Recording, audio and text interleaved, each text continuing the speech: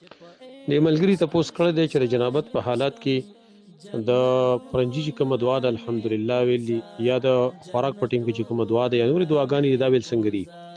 جواب دا دی چې په دې باندې د علماو اتفاق دی چې د جنابت په حالات کې د قرآن کریم نه علاوه نور چې څومره اذکار دي ادعیه دي دعاګانې دي دا سړی لوستلی شي. اگر که د قرآن کریم دعاګانې وي خو چې سړی د دعا په نیت باندې لولي او په نیت د تلاوت باندې نه لولي نو دا ویل جایز دي. دا اتفاقي مسله د اجماعي مسله ده او دلیل په دې باندې حدیث عائشه صدیقه رضی الله عنها ده چې فرمایي کان رسول الله صلی الله علیه وسلم یذکر الله فی کل احیانه او کما قالت نبی صلی الله علیه وسلم با الله یادو ذکر وکاو په هر حالت کې بچو.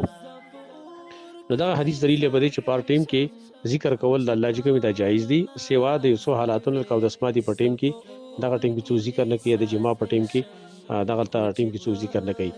نور په هر ټیم کې سړی ذکر هغه کولای شي.